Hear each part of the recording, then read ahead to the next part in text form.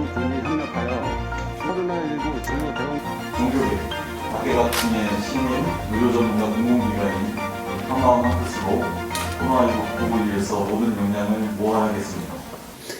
코로나19가 처음 시작될 때 빨리 끝나가지고 다시 일상적인 평소의 생활로 갔으면 좋겠다.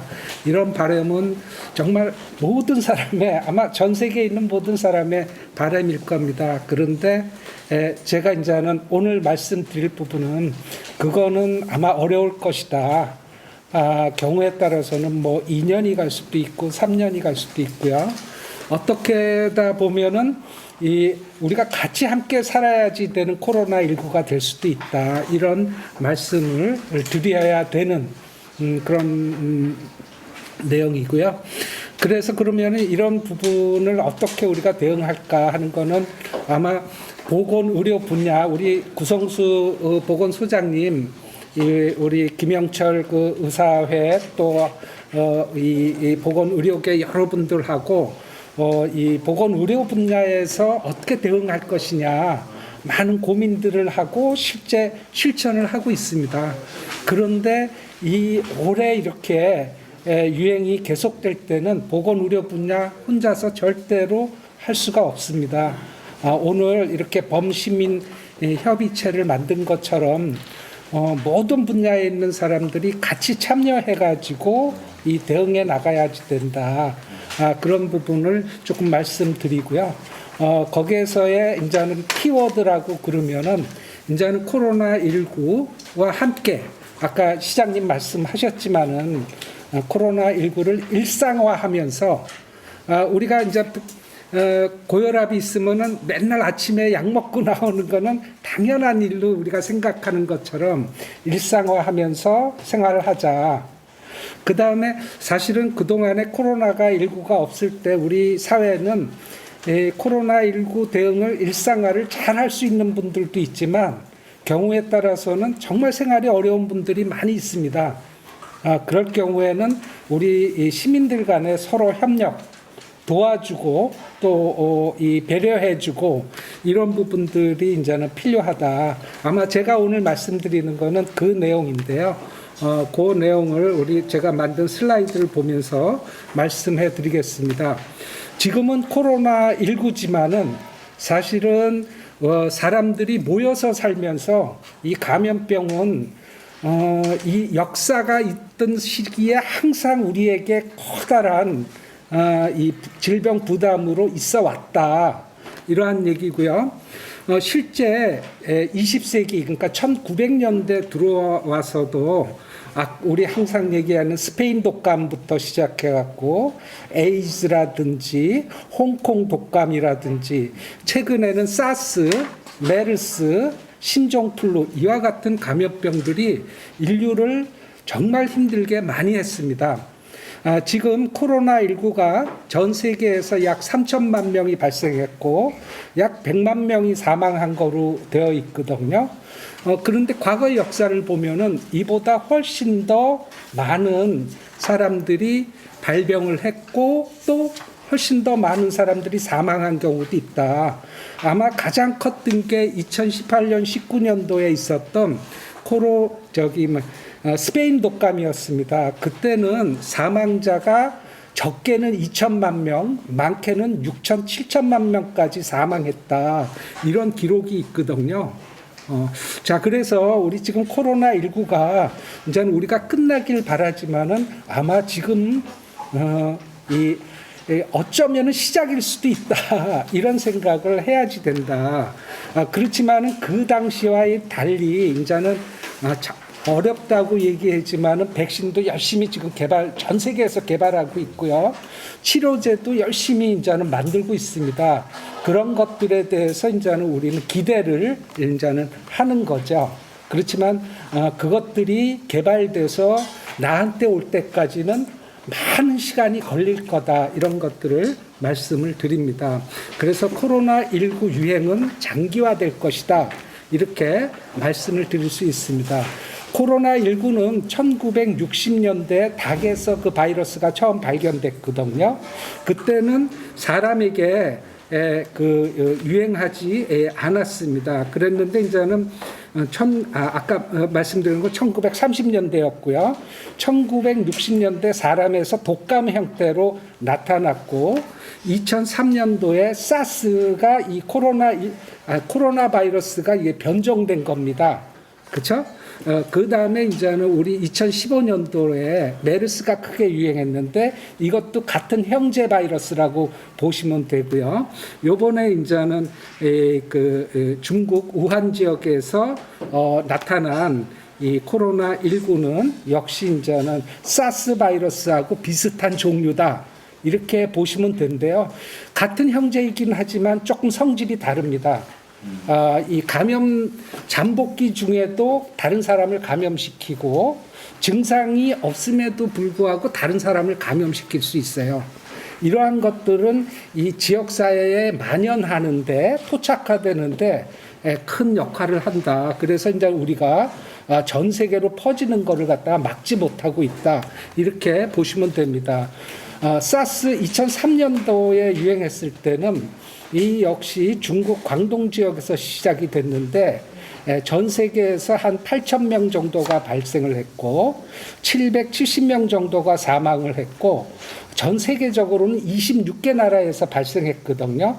그렇지만 잘 방역을 해가지고 초기에 한 6개월 만에 이 종식을 시켰죠. 그래서 아주 성공적인 사례였습니다. 근데 이제는 이미 이 사스의 이 방역 효과를 갖다가 기대하기에는 이미 시간은 지나갔다. 전 세계에서 지금 코로나19는 유행하고 있기 때문입니다. 메르스의 경우는 주로 중동에서 유행하고 있지만 한국에 들어왔을 때도 주로 의료기관에서만 그 의료기관에서만 이제는 유행했지 지역사회에서는 전파가 안 일어났습니다. 거의 안 일어났거든요. 그렇기 때문에 이제는 이 전국으로 퍼지는 것은 막을 수 있었다. 이렇게 보시면 됩니다. 앞에서 말씀드린 것처럼 어제 아침까지 약 3천만 명이 전 세계에서 발생했고 약 90만 명이 사망을 했고 전 세계 6대륙에서 발생하고 있고요. 북극과 남극을 제외한 모든 국가에서 발생하고 있다. 이렇게 보시면 됩니다.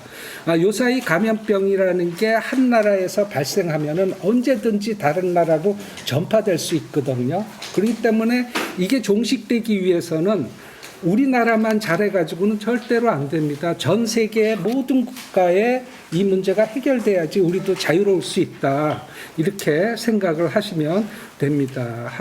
한국의 코로나 바이러스 역시 지금 약 2만 3천 명 정도가 이제는 발생을 하고 있고요. 초기에는 경북 대구 지역에서 2월달, 3월달에 중심으로 유행했지만 이제는 최근에 와서는 수도권을 중심으로 해서 8월부터 지금까지 계속 이어지고 있는데 어쩌면은 초기보다도 이미 토착화가 많이 돼 있기 때문에 이게 떨어지는데 시간이 더 많이 걸릴 거다. 이렇게 이제는 사람들은 예측을 하고 있습니다. 우리가 하남시가 속해 있는 경기도 지역에도 약 4천 명이 발생했고 하남시에는 61명이 지금 발생한 상황입니다.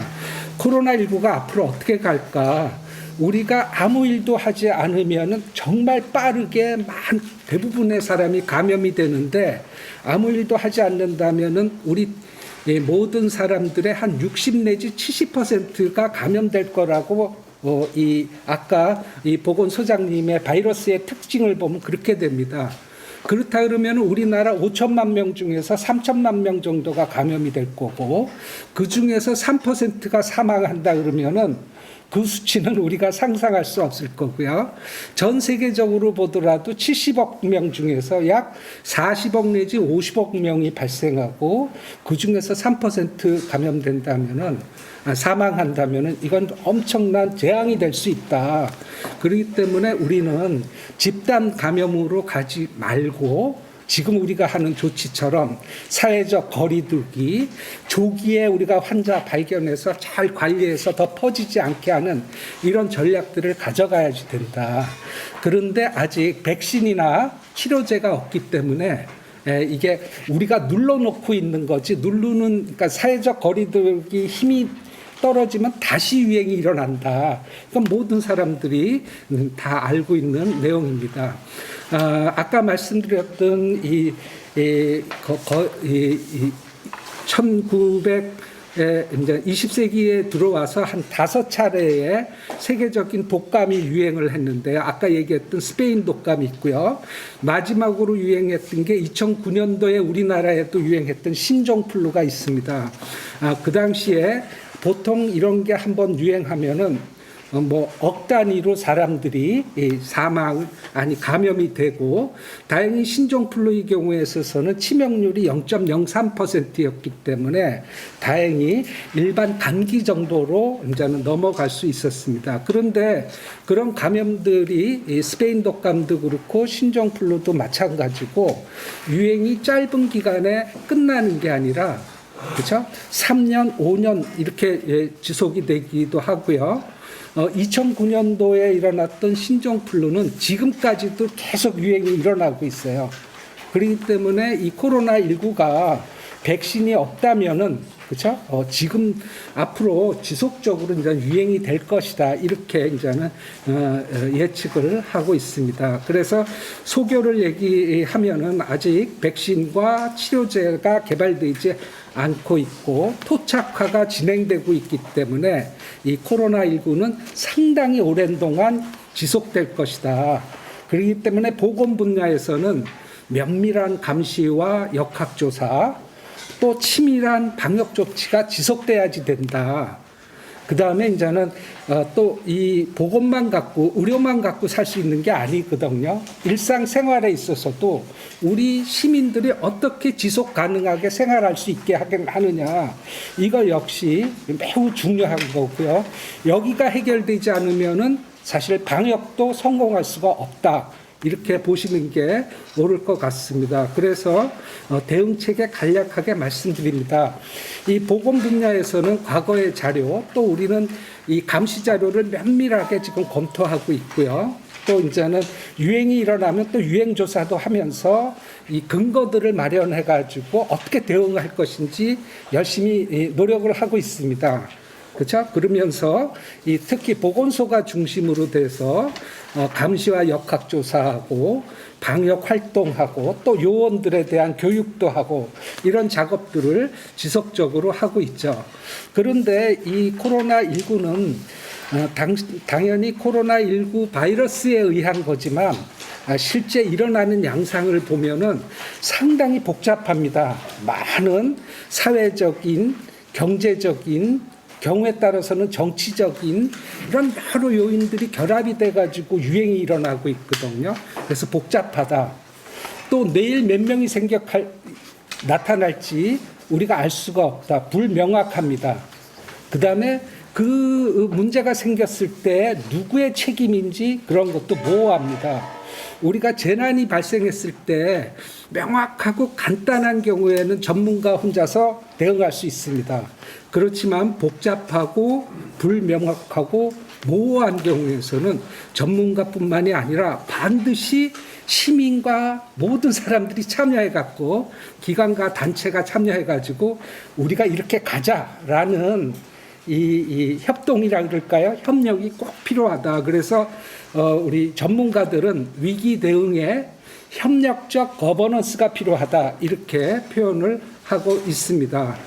그래서 위기 대응을 위해서 아마 이 그 방역 대책본부에서는 우리 시장님을 중심으로 해가지고 정말 꼼꼼하게 챙기면서 대책을 세우고 시행을 해나갈 겁니다.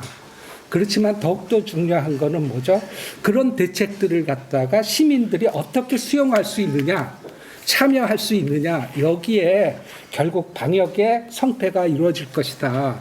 이렇게 생각을 합니다. 그래서 일상화하면서 같이 가야지 되겠다. 이런 말씀을 합니다. 그래서 우리 이 재난에서 얘기하는 거는 수평적, 수직적 네트워크를 갖다가 잘 구성해야지 된다.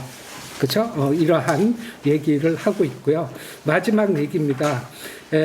이 지속 가능한 체계를 이제 장기화되니까는 해야지 되는데 코로나19 대응을 갖다가 일상화해야지 되겠다. 또 사실 하나 걱정이 되는 것은 겨울철이 되면은 독감이 또 유행할 수 있고요. 그 다음에 일반 이 감기도 유행이 됩니다. 그러면은 그것과 지금 코로나19가 같이 들어왔을 때 어떻게 그거를 갖다가 감별할 것이냐. 이게 보건의료 분야에서는 큰 숙제입니다. 그래서 아까 얘기했던 호흡기 감염 클리닉도 만들자. 선별진료사도 강화하자. 이러한 얘기들을 하고 있는 거고요.